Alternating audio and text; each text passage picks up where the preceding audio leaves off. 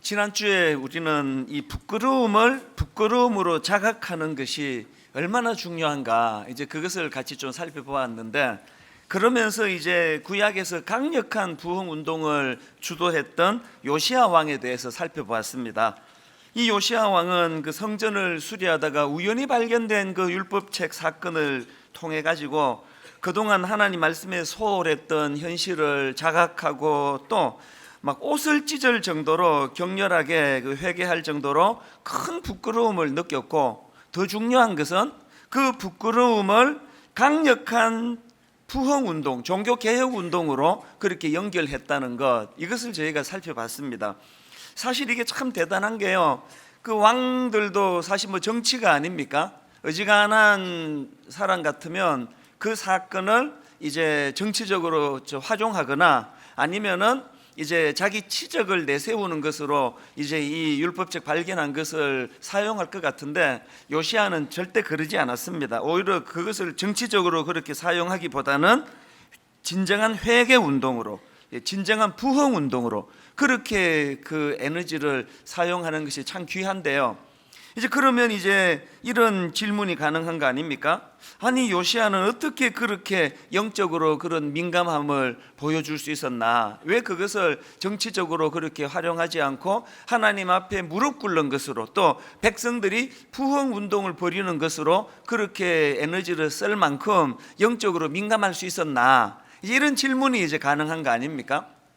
그래서 제가 이제 이 질문을 가지고 본문을 쭉 보니까 이제 이 요시야 왕의 배경을 아는 것이 중요한 겁니다. 이 요시야 왕의 가정사를 보면은 참 요시야는 그 불행한 가정을 가지고 그 태어난 사람입니다. 제가 지난주에 그 요시야 왕의 아버지가 므낫세라고 그 잘못 말씀을 드렸는데요, 아버지가 아니고 할아버지예요. 그러니까 이 요시야 왕의 할아버지가 므낫세인데, 이 므낫세는 아주 악한 왕 중에 악한 왕이 그 므낫세의 할아버지입니다. 이 므낫세의 아버지는 히스기야 왕인데요, 그 자기 아버지 대에서 그 전국에 있는 우상을 제거하는 큰 일을 히스기야 왕이 했는데, 그 아들이라는 사람이 아버지가 다 제거했던 그 산당을 다시 세우고 또 바알을 위한 제단을 쌓고 이런 짓을 저질렀던 사람이 요시야 왕의 할아버지 므낫세 왕입니다. 그리고 그 므낫세의 아들, 그러니까 요시야 왕의 아버지가 아몬인데요, 이 아몬도 자기 아버지 므낫세와 똑같이 하나님 보시기에 악한 짓을 저질렀던 왕인데, 불행하게도 집권한 지 2년 만에 개역 세력에 의해 가지고 살해를 당합니다. 그 당시 이 요시야 왕의 나이가 8살밖에 안 됐는데, 갑자기 자기 아버지가 등극하고 2년 만에 목숨을 잃으니까 졸지에 이제 8살에 준비도 안 된 어린 애가 이제 왕이 된 겁니다. 그러니 얼마나 그 마음의 어린 나이에 불안하고 그 두려웠겠습니까? 그리고 할아버지나 아버지가 다 그 악한 왕들이니까 뭐 제대로 된 신앙 교육이 뭐 이루어졌겠습니까? 그래서 이제 왕으로 등극하고 한참 동안을 그냥 혼미한 상태로 헤맸지 않았겠습니까? 그런데 여러분, 그랬던 이 요시야 왕에게 그 인생의 대전환이 일어나는 나이가 16세예요. 왕으로 등극한 지 8년 되던 그 해인데 어떤 일이 일어났는가 하니까요, 자, 역대하 34장 3절입니다. 아직도 어렸을 때 곧 왕위에 있은 지 8년에 그의 조상 다윗의 하나님을 비로소 찾고, 그 전에는 그냥 뭐 정신이 하나도 없는 혼미한 그런 생활을 영위하다가 16세가 되는 그 즈음에야 비로소 이제 그 하나님을 찾았다, 영적으로 눈을 뜬 거예요. 요시야에게 이런 그 영적인 자각이 일어난 것을 이제 그 이후에 요시야에 대하여 어떻게 성경이 평가하는가 하니까 역대하 34장 2절입니다. 그 앞에 건데 보십시오. 여호와 보시기에 정직하게 행하여 그의 조상 다윗의 길로 걸으며 좌우로 치우치지 아니하고, 여러분 그의 조상 다윗의 길로 걸으며 또 여호와 보시기에 정직하게 행하며, 이런 표현들은요 구약의 왕들 중에 하나님 보시기에 좋은 왕, 하나님 보시기에 성군, 그런 왕들을 표현할 때 쓰는 전형적인 표현 아닙니까? 이게 16세 때 이루어졌다는 겁니다. 그러니까 요시야 왕이 일으켰던 종교 개혁의 씨앗은요 우연히 율법을 발견하던 그 지점이 아니에요. 사실은 겉으로는 드러나지 않았지만 그 이전서부터 그가 16세 되던 해에 그 여호와 하나님을 찾고 비로소 그의 조상 다윗의 하나님을 비로소 찾고 하던 이 16세 때 이미 이 개혁의 씨앗은 자라고 있었던 것입니다. 이게 왜 중요한가 하면은요, 여러분 사람은요 그 내면에 어떤 싹이 자라고 있는가, 그 내면에 어떤 씨앗을 심었고 그 씨앗이 어떻게 자라고 있는가, 이것이 그 사람의 인생을 결정한다는 사실입니다. 어느 목사님이 성추행을 했다, 또 어느 목사님이 교회 공금을 횡령을 했다, 그거는요 그 목사님이 그 전날 헷가닥 해가지고 그런 일을 하는 경우는 없습니다. 이미 드러나지는 않았지만 오래전서부터 그 내면에 그런 하나님 보시기에 부끄러운 싹이 자라고 있었던 걸 방치했기 때문이에요. 그 좋은 사례가 다윗 아닙니까? 우연히 그 목욕하는 여자를 보고 의도하지 않게 그 유부녀인데도 불구하고 성적으로 죄를 짓고 이런 것을 했는데, 그거는요 다윗 왕이 어젯밤에 먹은 술이 덜 깨가지고 그렇게 한 게 아닙니다. 모르긴 몰라도 오래전서부터 그 안에 이제 자꾸 사람들이 잘한다 떠봤더니까 그 안에 교만이 싹트고 있었고, 그 안에 교만이 이 하나님을 의지하고 의뢰하는 마음을 희석시킨 지가 아마 꽤 됐을 거예요. 이 안에서 자라나는 잠복된 그 악한 씨앗이 다윗으로 하여금 그런 천인공노할 짓을 저지르는 열매로 나타났을 뿐 아닙니까? 그렇기 때문에 여러분 사실은요 우리 안에 아직까지는 그런 결정적인 실수를 한 적이 없고 사고를 친 적이 없지만 내가 내 안에 지금 뭐가 자라고 있는지를 민감하게 들여다봐야 됩니다. 영적으로 민감하게 보면 사실 본인은 다 알 수 있는 거 아닙니까? 내가 지금 어떤 상태라는 거. 요 근래 와가지고 막 자꾸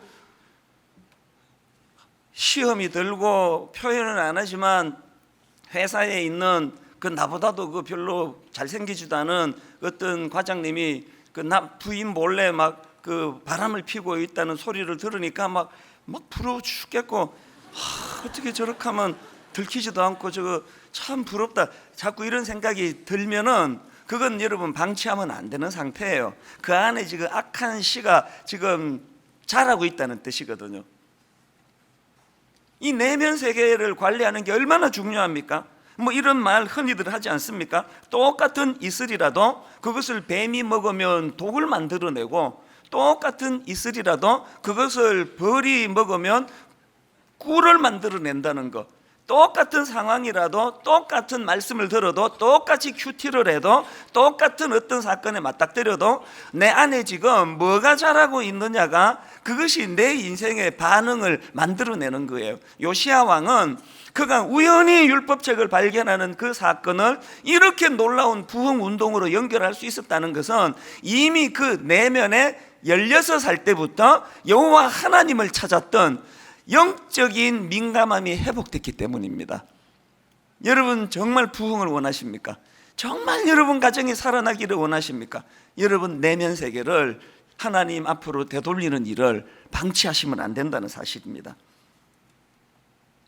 그래서 이제 이 요시야 왕이 어린 16살 나이에 그 조상 다윗의 하나님을 비로소 찾고, 또 여호와 보시기에 정직하게 행하여 그 조상 다윗의 길로 걸으며 좌우로 치우치지 아니하고, 그 내면에 이 아름다운 하나님을 갈망하고 또 하나님을 사랑하는 마음이 그에게 이제 개혁 운동으로 이제 이 에너지를 물꼬를 트게 만들었는데, 보니까 참 여러 가지 개혁을 많이 했습니다.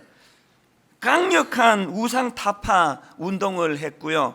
그런가 하면 성전 청결에 대한 그 열망하는 마음을 그가 가지게 됐고, 그런가 하면 말씀 회복 운동을 벌였고요. 그런가 하면 유월절 절기의 회복, 이것을 꿈꿔왔던 왕이 요시야 왕입니다.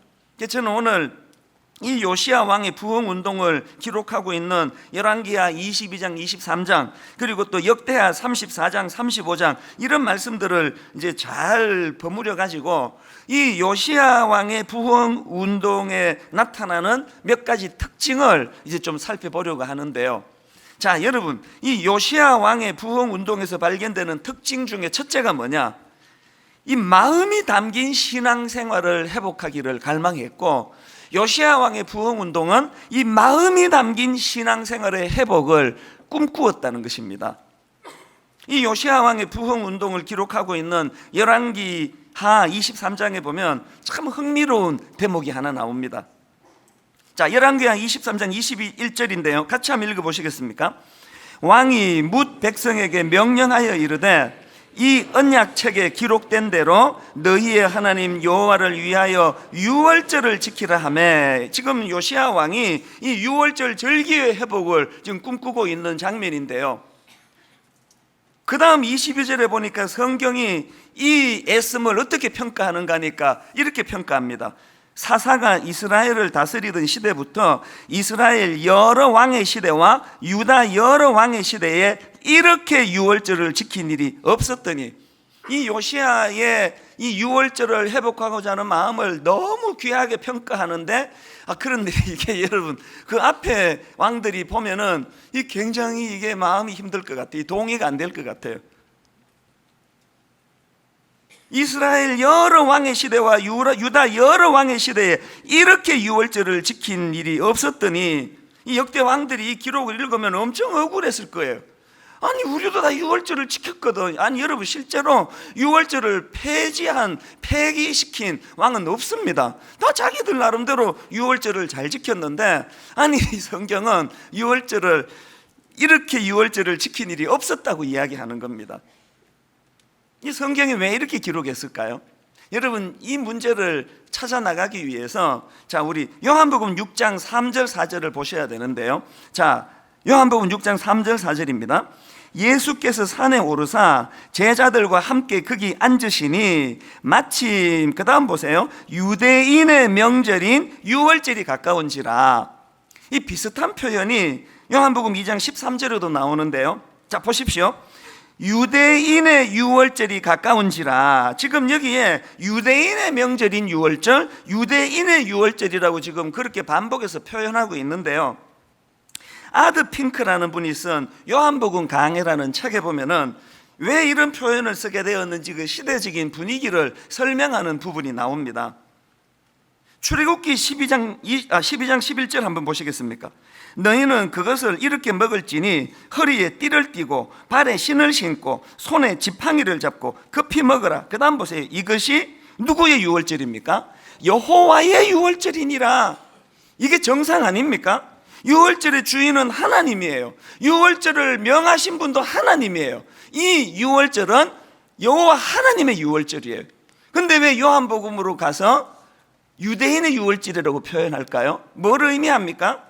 그 당시 유대인들이 타락해가지고 하나님의 말씀대로 유월절을 지킨 게 아니라는 거예요. 지들 그냥 멋대로 내키는 대로 자기들 방식대로 유월절을 지켰다는 거 아닙니까? 그리고 더 중요한 게 뭡니까? 이 유월절을 지키라는 하나님 말씀의 의미 속에는 이 출애굽의 기쁨, 종살이하던 나를 하나님이 어떤 은혜를 주셔서 내가 이 애굽의 그 신흥으로부터 압제로부터 이제 홍해를 건너 자유를 누리게 되었는가. 하나님의 이 택한 백성으로서의 이 자기 정체성을 기뻐하며 감격하며 지켜야 되는 게 유월절인데, 불행하게도 그런 정신은 하나도 안 지키고 그냥 하라니까 하는 거예요. 그래서 이게 유대인의 유월절이 돼버린 겁니다. 여러분, 저는요 이 대목을 묵상하는데 마음이 아픕니다. 근데 진심으로 마음이 아파요. 오늘 우리가 드리는 이 예배를 하나님이 어떻게 평가하실까요? 어떤 분에게는요 세상에 이렇게 그냥 딴 데 놀러 안 가고 이 더운 날 여기 와서 예배 다 드리고 집에 갔는데 하나님이 여러분 보고 너 오늘 예배 안 드렸다 이렇게 말씀하신다면 어떡하시겠습니까?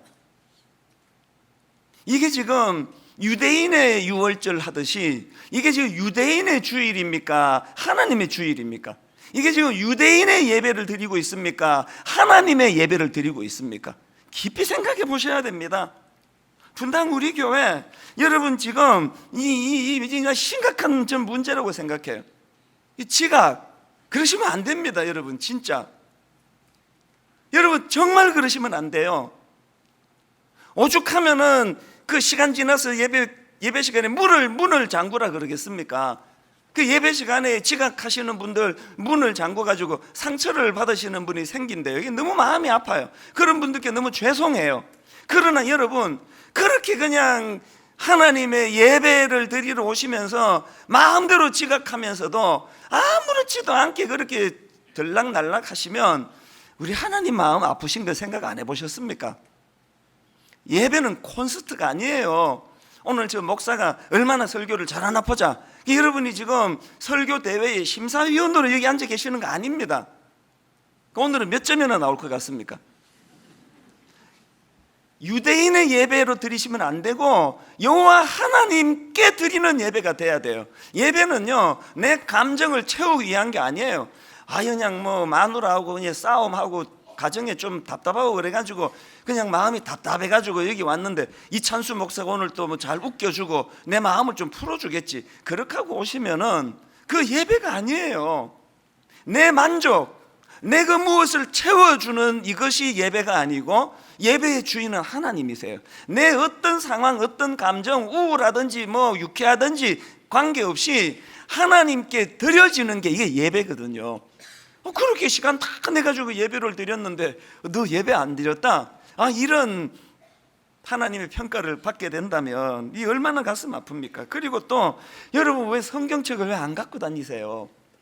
제가 이것 때문에 지금 자막으로 성경을 이걸 띄워야 되나 말아야 되나 또 한번 또 자막을 또 안 띄운 적이 있잖아요. 여러분이 자막을 띄우는 것은요 예수 믿은 지 지금 6개월 1년밖에 안 되는 초신자들을 위한 거예요. 뭐 그냥 혼자 교회 다니면서 성경책도 없고 뭐 찾기도 막 이게 뭐 출애굽기가 신약인지 구약인지도 모르고 창세기가 뭐 요한계시록 옆에 있는지 모르고 이런 분들을 위해서 자막을 띄워드리는데 여기 예수 믿은 지 1년 이상 되신 분은 자막 보시면 안 돼요. 성경 찾아서 봐야 되는 거 아닙니까? 그 여러분 옆집 아줌마가 여러분을 보면은 이게 지금 저 사람이 교회를 가는 건지 지금 마시러 나가는 건지 슈퍼마켓에 라면을 하나 사러 가는 건지 옷차림도 그래 갖고는 안 됩니다. 우리 젊은 형제 자매들 여러분 참 자유롭게 그렇게 하는 거 이해가 되는데요 우리 하나님께 나올 때는 이 시대가 다 그렇다고 모든 여성이 옷 다 그려 입는다고 요새 모든 남자들이 다 옷 그려 입는다고 그런 걸 뛰어넘는 우리 하나님께 드려지는 게 하나님의 예배가 돼야 되거든요.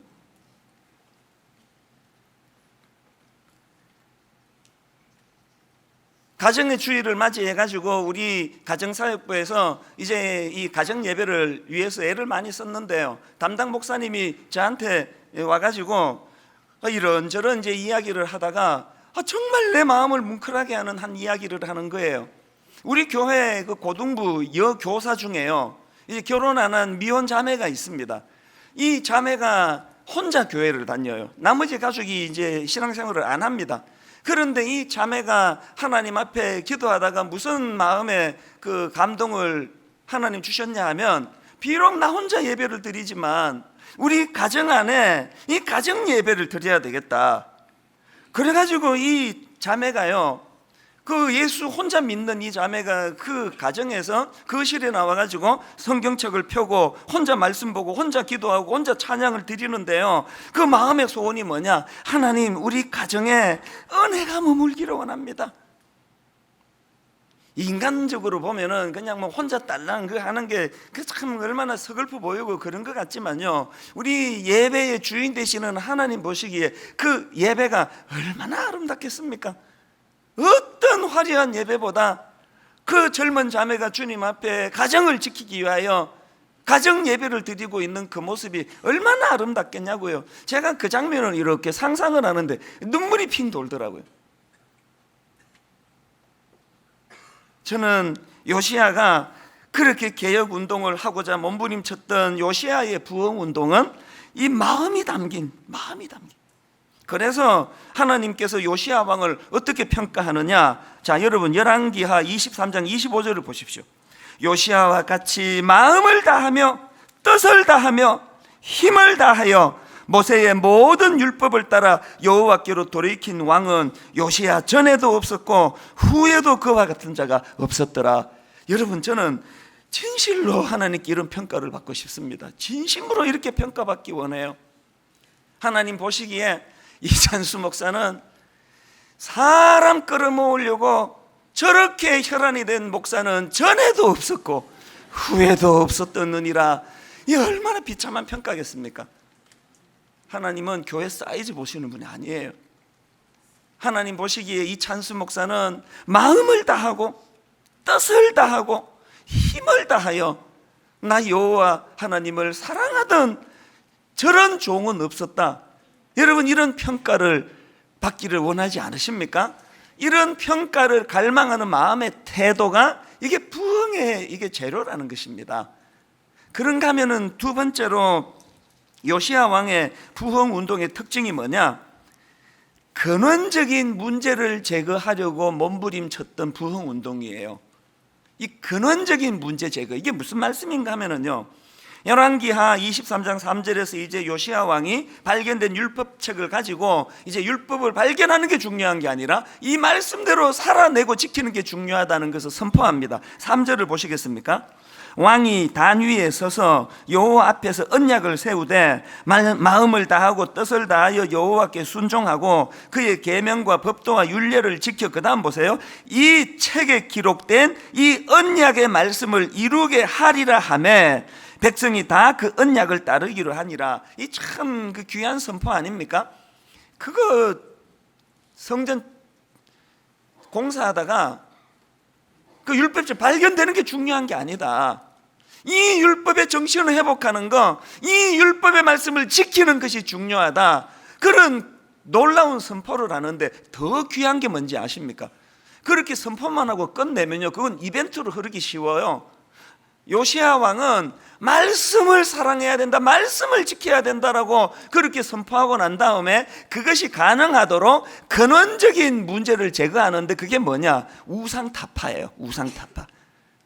그래서 그 성경에 보면은 3절에서 이제 이 언약의 말씀을 이루게 하리라 선포하고 바로 4절부터 20절까지 막 장황하게 요시야 왕이 어떻게 이 우상타파 운동을 벌였는가를 쭉 열거를 하고 있는데요, 요시야 왕이 지켜본, 요시야 왕이 인식한 게 뭡니까? 이 근원적인 우상타파라는 근원적인 문제를 해결하지 않고는 하나님의 말씀을 사랑할 수 없다는 거예요. 그 귀한 마음 아닙니까? 근데 여러분, 그 내용을 다루고 있는 말씀 중에 하나인 24절을 한번 보시겠습니까? 요시야가 또 유다 땅과 예루살렘에 보이는 신접한 자와 점쟁이와 드라빔과 우상과 모든 가증한 것을 다 제거하였으니, 여기에 많은 이 우상타파를 몸부림쳤던 요시야의 애씀이 보이는데, 저는 그 중에서요, 저기에 나오는 말씀 중에 이 드라빔, 이 드라빔에게 이게 제가 마음이 눈길이 가는 겁니다. 드라빔이 뭐냐 하면은요, 한마디로 말하면 드라빔은 이 가정 수호신으로 알고 있던 우상이에요. 그래서 이 드라빔은요, 크지도 않아요. 조그만한 그 우상을 이제 가정 수호신이니까 그렇게 이제 가정에다 두고 이제 섬기는 우상이 이 드라빔이에요. 그래서 이 드라빔이 조그만하니까요, 이스라엘 백성들이 타락한 사람들이 이제 어디 외출을 하거나 나가면은 이 드라빔을 갖고 가는 거예요. 그거 왜 가져갈까요? 그 소지하기가 쉽도록 만들어가지고 왜 갖고 다닐까요? 어디에 가든지 간에 이 드라빔이 지금 필요하다고 인식하기 때문 아닙니까? 이걸 오늘 우리 삶에 적용을 하자면, 뭐 여러분들 집에 뭐 드라빔을 두는 분은 없잖아요. 있습니까? 지금 갖고 오신 분 계세요? 뭐 신방 가봐도 그 없습니다. 그러나 여러분, 우리가요, 인간이 만든 그 조그만한 드라빔을 가지고 다녀서 우상이 아니라 사실은 우리 내면에 오늘날에도 영적인 드라빔을 다 갖고 다니는 거예요. 오늘 우리 시대의 드라빔이 뭘까요? 하나님보다 더 의지하는 그 모든 것, 이게 다 드라빔이에요. 놀랍게도요, 목회하는 저 자신을 돌아보면서 내게 드라빔이 있다는 것을 하나만 있는 정도가 아니에요. 순간순간에 내가 하나님보다 더 의지하는 것들이 발견될 때마다 제 자신에게 놀라는 거예요. 목사인 저에게 드라빔이 있습니다. 드라빔. 하나님보다 더 의지하는 드라빔을 내가 갖고 있으면서 어떻게 하나님 말씀이 회복되겠습니까? 그렇기 때문에 여러분, 이 요시야 왕이 추구했던 부흥운동은 이 근원적인 문제를 제거하는 겁니다. 여러분, 하나님보다 더 사랑하는 어떤 무엇이 있다면, 하나님보다 더 의지하는 그 무엇이 있다면 그것을 제거하지 않고는 하나님을 사랑할 수가 없다는 사실이에요.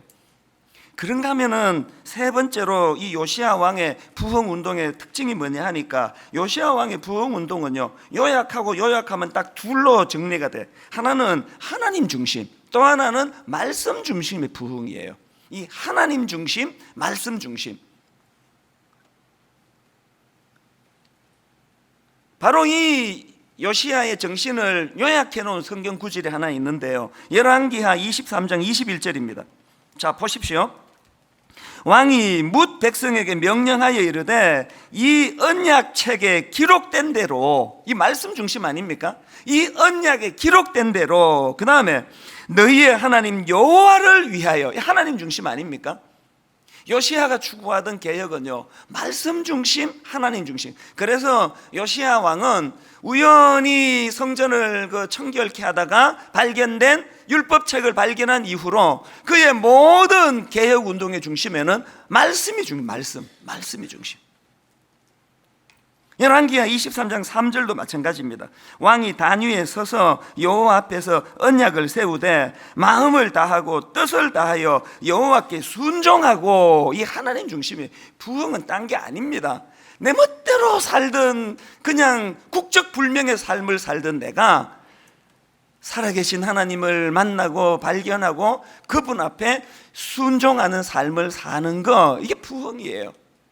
그런가 하면은 그의 계명과 법도와 율례를 지켜 이 책에 기록된 이 언약의 말씀을 이루게 하리라 하매, 이 말씀 중심이에요. 자, 한번 큰 소리로 한번 선포하듯이 따라해 보시겠습니까? 하나님 중심, 말씀 중심. 또 반대로 그 순서를 바꿔가지고 또 따라해 보십시오. 말씀 중심, 하나님 중심. 사실 여러분, 이 요시야 왕의 근본적인 정신이 바로 종교개혁가들이 중세에 단행했던 종교개혁가들의 그 근본적인 중심이랑 같은 거 아닙니까? 종교개혁가들의 그 정신을 딱 세 가지로 요약을 하면은 오직 믿음, 오직 성경, 오직 은혜, 이거로 요약이 되는 거 아닙니까? 오직 믿음이 뭡니까? 우리가 하나님께 의롭다함을 입을 수 있는 힘은 내 공로가 아니다, 내 선행이 아니다. 이건 오직 믿음으로만 이루어진다. 이게 오직 믿음이에요. 그런가 하면은 오직 성경, 무슨 중심입니까? 내 이 이성이나 경험은 항상 타락하고 부패했기 때문에 믿을 수 있는 게 못 된다. 그래서 내가 가지고 있는 체험, 내가 경험하는 체험, 이런 걸 의지하는 게 아니라 언제나 하나님이 객관적으로 주신, 우리에게 주신 이 계시의 말씀이, 성경이 내 삶의 표준이 돼야 되겠다. 여러분, 그 체험을 하는 거는 신앙생활에 참 유익할 때가 있지만 체험을 지나치게 의지하는 건 진짜 위험한 일이에요. 그 자꾸 이거 꿈을 꿨더니 예수님이 한복을 입고 지나가시더라, 그래서 내가 내일 한복을 한 벌 맞춰야 되겠다, 그러면서 자기가 체험하는 거에다가 자꾸 이거를 껴 맞추는 거는, 그건 진짜 위험해요. 내가 얼마나 부패한 인간이라는 것을 간과하는 태도예요. 여러분, 솔직히 이 자리에서요, 체험한 걸로 치면 저만큼 많이 체험한 사람 많지 않습니다. 그러나 제가 제 체험을 이야기합니까? 제 체험을 강조합니까? 제 체험을 따라하면 교회가 이렇게 저렇게 방향이 흐릅니까? 제 체험은요, 하나님이 나를 사랑하고 계심을 확정하는 데 도움은 되지만 지나치게 의지하는 거 위험한 일이에요. 체험이 많으면 많을수록 오직 성경, 하나님 말씀만이 내 인생의 지침이 되기를 원합니다. 그런가 하면은 오직 은혜가 뭡니까? 내 행위로서가 아니다. 그저 자격 없는 자에게 주시는 하나님의 은혜로만 구원받을 수 있다. 그래서 여러분, 신앙이 깊으면 깊을수록요, 겸손해지지 않을 수가 없는 거예요. 막 엄청난 경험, 체험을 하고 막 믿음 좋고 막 성경 벌써 지금 5월달인데 벌써 한 15독쯤 했다 그러고 막 새벽기도 빠지지 않고 막 헌금 나 우리 교회에서 제일 많이 한다 그러는데 그가 교만하다. 그 믿음의 사람이 아니에요. 믿음이 자라면 자랄수록 나는 아무것도 아니다. 나는 부패한, 하나님 없으면 나는 그저 부패한 초라한 인간에 불과하다. 그래서 여러분, 이것도 한번 기왕에 따라하는 김에 한번 큰 소리로 따라해 주시면 좋겠습니다. 오직 믿음으로, 오직 성경으로, 오직 은혜로. 여러분, 지금 내년이면요 종교개혁 500주년이 되는데 저는 마음으로 꿈꿉니다. 분당 우리 교회가 내년에 종교개혁 500주년을 기념해서 교회적으로 부흥운동이 일어나기를 바란다. 교회적으로 개혁운동이 일어나기를 바란다.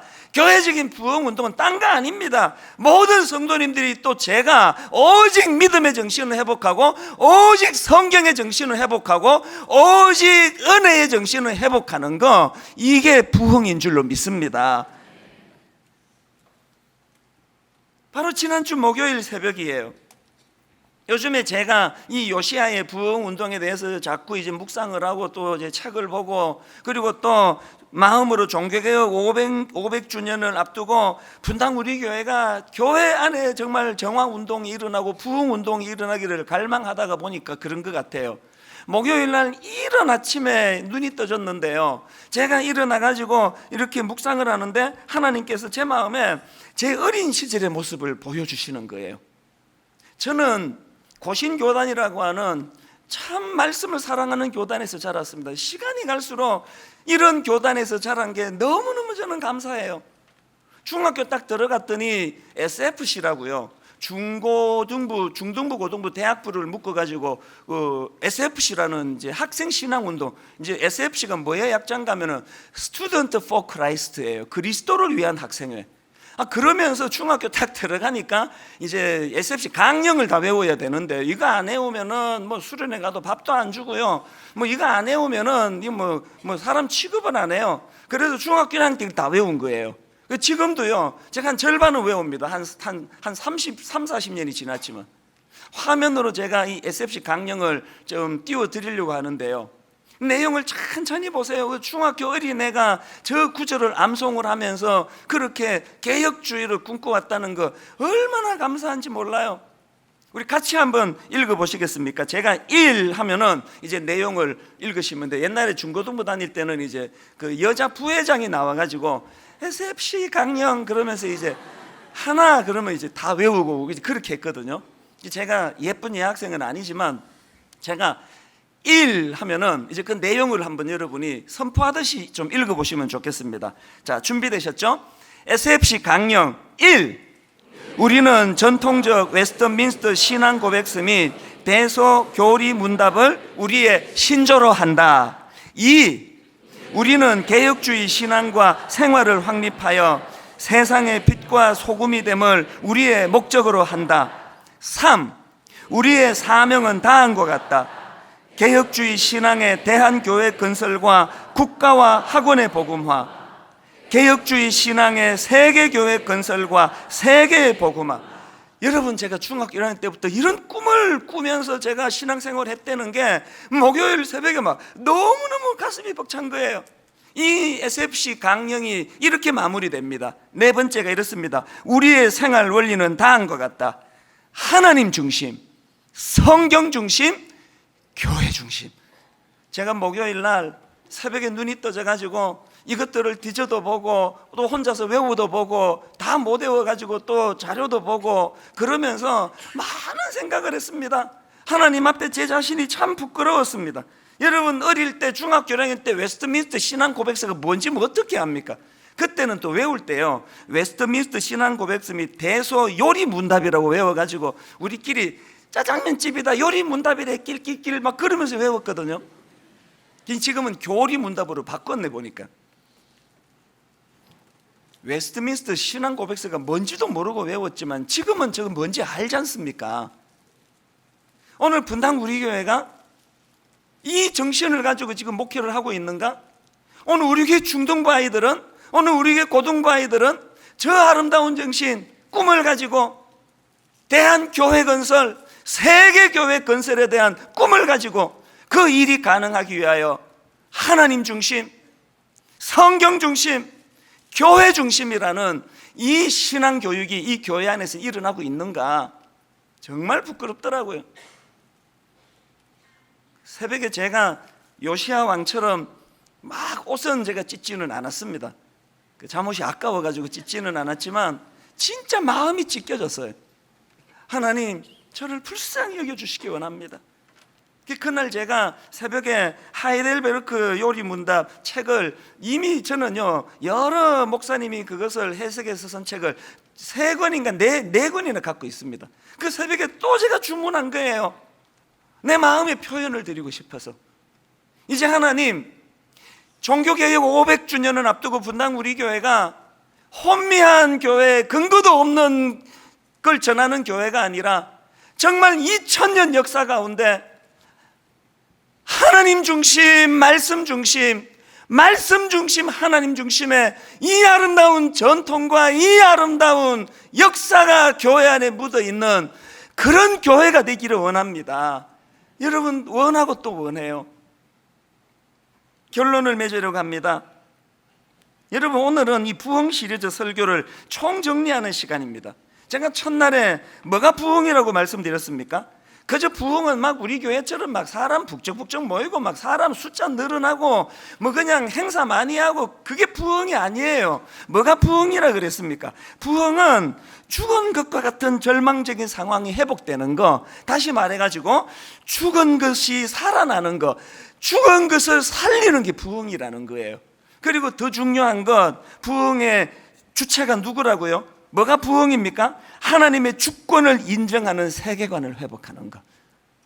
겉으로 보기에는 율법책을 청소하다가, 공사하다가 우연히 발견된 것 같지만 거기에는 하나님의 주권이 개입되어 있고, 겉으로 보기에는 16살 어린 요시야 왕이 하나님을 찾고 발견하는 그런 신기하고 기특한 일을 한 것 같지만 그 배후에는 여호와 하나님이 계시는 걸 믿는 믿음, 이게 부흥이에요. 누가 부흥을 꿈꿀 수 있을까요? 여러분이 그냥 하나님 의지도 안 했는데 막 일 잘 풀리는 분 계시죠? 아, 역시 나는 내 수완이 대단해, 난 사업이 너무 대단해, 뭐 하나님이고 뭐고 뭐 그냥 뭐 내 주먹을 믿고 막 사업은 너무너무 잘 된다, 막 애들도 막 아무 문제도 없이 쑥쑥 잘 크고, 이게요 영적으로는 가장 위험한 거예요. 그게 오늘 여러분 중에 하나님 의지하지 않고 그냥 자기 경험을 가지고 애 키워보겠다고 하다가 막 부작용을 만나가지고 막 애는 그냥 큰아들은 거의 뭐 집에 한 달에 한 번 들어올까 말까 하고, 둘째 아들은 벌써 나간 지 오래됐고, 이거 어떻게 해야 될지는 모르겠고, 막 사업은 쫄딱 망하고 막 죽을 것 같은 그런 상황에 있는 분이 계시면은요, 그건요 하나님의 부르심이에요. 하나님의 부르심. 그건 참 복입니다. 그거는 하나님 앞에 제가 참 이상한 사람이 돼가요. 제가 진짜 이상한 사람이 돼가요. 신학교 처음 들어갈 때는 막 자신만만했거든요. 그럼 막 누구를 만나도 막 하나님 얘기하고 뭐 막 고속버스 안에서도 막 전도하면 막 안 넘어가면 그건 인간도 아니다 막 그런 생각을 하고, 인간도 아닌 사람이 여럿 있긴 했는데요. 막 누구랑 제가 막 토론을 해도 내가 져본 적이 없고 자신만만했고, 막 설교도 막 안 시켜줘서 그렇지 막 단에만 쓰면 내가 은혜를 끼칠 자신이 충만했고, 그런데 지금 그렇게 한 지가 여러분 지금 26년이 지났는데 정말 요새는 설교가 자신이 없어요. 누구는 뭐 10,000시간 법칙이라고 한 10년 한 분야를 뚫으면 대가가 된대도만, 저는 26년 대가가 2번 반 되는 세월이 지났는데 설교가 막 점점 어려워요. 토요일 되면은 막 너무너무 두려워요. 설교하고 나도 마음이 편치 않아요. 이상한 사람이 돼가 자신이 없어.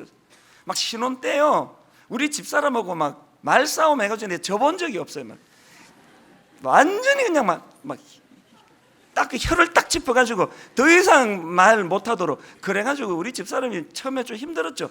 딴 집 보면은 다 여자들이 막 이래가지고 남자를 꼼짝 못하게 하는데 우리 집은 막 여자가 이렇게 꼼짝을 못한다 그랬던 게 전데요.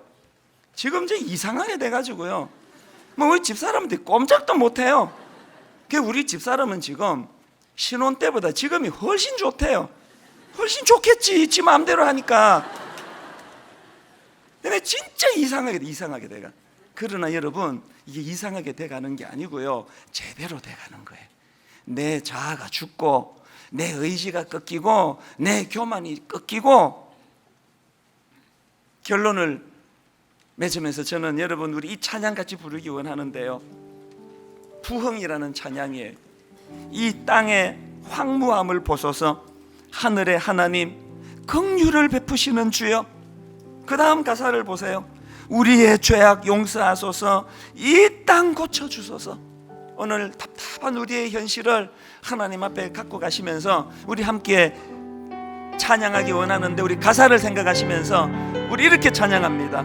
이 땅의 황무함을 보소서. 이 땅의 황무함을 보소서. 하늘의 하나님, 하늘의 하나님, 긍휼을 베푸시는 주여. 긍휼을 베푸시는 주여. 우리의 죄악 용서하소서. 우리의 죄악 용서하소서. 이 땅 고쳐주소서. 이 땅 고쳐주소서. 이제 우리 모두 하나 되어 이제 우리 모두 하나 이 땅에 무너진 기초를 다시 쌓을 때, 기초를 다시 쌓을 때, 우리의 우상들을 태우신 사모합니다. 성령의 불 임하소서. 부흥의 불길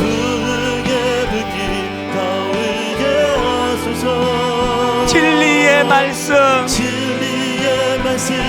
땅 새롭게 하소서. 은혜의 강물 흐르게 하소서. 성령의 바람 이제 불어와. 오, 주의 영광 가득한 새날 주소서. 오, 주님 나라 이 땅에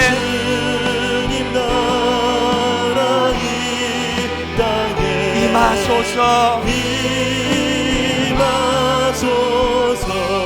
여러분, 우리 한 번 더 이 찬양을 부를 때, 오늘 가정의 주일 아닙니까? 우리 가정을 한번 좀 돌아보시면서 찬양하면 좋겠습니다. 그냥 내가 잘할 수 있다고 그래가지고 그냥, 여러분 기억하십니까? 수없이 많은 가정이 이혼하고 별거하고 깨져도 결혼할 때 나는 자신 있다, 나는 우리 가정 지킬 자신 있다, 그러고 결혼한 거 아닙니까? 여러분, 첫 아이 임신하고 기억하세요? 배를 쓰다듬으며 부부가 축복을 하면서 너 하나만은 우리가 최고로 잘 키우마, 너 하나만은 내가 인류를 키울 수 있다, 자신 있다, 그러고 시작한 자녀 교육 아닙니까? 마음대로 되던가요? 오늘 여러분 마음속에 이렇게 잘 안 되고 저렇게 잘 안 되면 그 하나님의 부르심이에요. 내가 하나님의 주권을 내가 회복해야 될 때가 왔구나. 하나님 중심, 말씀 중심. 오늘 여러분 이 찬양을 부르면서 우리 자녀들을 또 올리고 축복하면서 우리 가정의 회복, 우리 가정의 부흥을 꿈꾸면서 우리 한번 다 자리에서 일어나 보시겠습니까?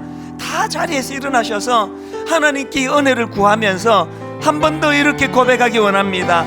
이 땅의 황무함을 보소서. 하늘의 하나님, 긍휼을 베푸시는 주여. 우리의 죄악 용서하소서. 이 땅 고쳐주소서. 이제 우리 모두 하나 되어 이 땅에 무너진 기초를 다시 쌓을 때, 우리 안에 드라빔을 없애야 되는 것, 우리의 우상들을 태우신 성령의 불 임하소서. 부흥의 불길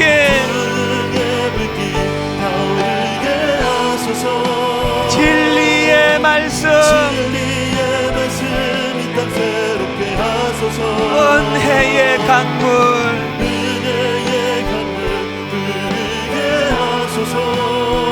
성령의 바람 이제 불어와 오 주의 영광 가득한 새날 주소서. 오 주님 나라 이 땅에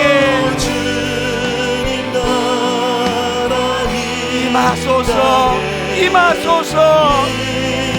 여러분 더 간절히 더 절박하게 부흥의 불길 타오르게 하소서. 진리의 말씀 이 땅 새롭게 하소서. 은혜의 강물 흐르게 하소서. 성령의 바람 이제 불어와 주의 영광 가득한 새날 주소서. 오 주님 나라 이 땅에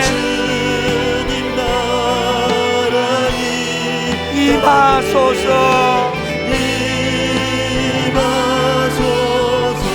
우리 오늘 말씀을 기억하면서 하나님 진짜 회복을 원합니다. 정말 우리 가정의 부흥을 원합니다. 아버지 종이 하나님 의지하지 않고 함부로 그렇게 덤벼들다가 이거릇들인 많은 것들을 주님의 이름으로 회복하기를 원합니다. 하나님 우리 가정을 살려주시기 원합니다. 하나님 우리 아들 좀 살려주세요. 우리 딸 좀 살려주세요. 하나님 우리 남편을 우리 아내를 불쌍히 여겨주시기를 원합니다. 우리 절박한 마음을 가지고 주님 앞에 부흥을 꿈꾸며 우리 통성으로 같이 기도하시겠습니다. 살아계신 하나님 아버지, 오늘 하나님 아버지 아픈 마음으로 주님 앞에 나왔습니다. 우리의 상한 마음을 주님 앞에 가져가기를 원합니다. 하나님 아버지, 요시야 왕이 영적으로 16세 때 하나님 아버지를 찾고 하나님 아버지를 아버지 사모하는 그 어린 나이에 아버지 하나님 영적인 민감함을 회복했던 것처럼 하나님 아버지 우리들의 심령 속에서도 그 은혜를 회복시켜 주시기를 원합니다. 하나님 아버지 은혜가 필요합니다. 아버지 은혜를 아버지 우리에게 아버지 허락하여 주시기를 원합니다. 아버지 어릴 때부터 SMC 감령을 통하여 종을 깨우쳐 주셨는데 하나님의 스미트 신앙 고백뿐만 아니라 하이델베르트 신앙 고백뿐만 아니라 2000년 역사 가운데 하나님을 사랑했던 수많은 윗대 어른들이 꿈꾸어왔던 하나님 아버지 그 역사와 그 믿음의 줄기가 우리 교회 안에 일어나기를 원합니다. 하나님 회복을 주시고 치유를 주시기 원합니다. 아버지 은혜의 강물이 우리 교회 안에 우리 가정 안에 우리 심령 안에 부어지도록 함께하여 주시옵소서. 하나님 은혜를 가까이 주시기 원합니다.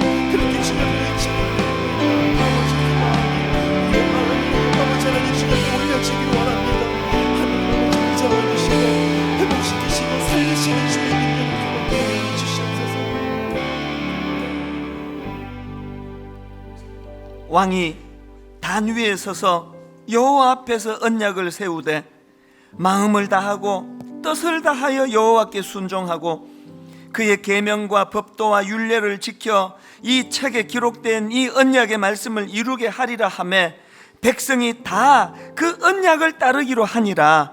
하나님 진실로 이런 일이 분당 우리 교회 안에서도 일어나게 하여 주시옵소서.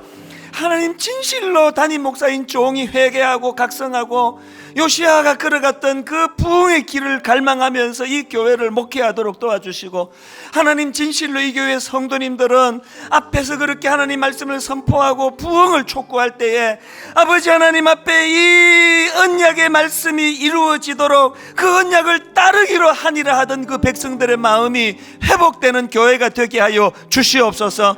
하나님 우리 교회를 살려주시옵소서. 하나님 한국 교회를 불쌍히 여겨 주시옵소서. 우리 가정들을 주님 회복시켜 주시되 요시야 왕의 아름다운 부흥 운동과 같은 회복 운동이 우리 가정과 교회 안에 일어나도록 인도하여 주시옵소서.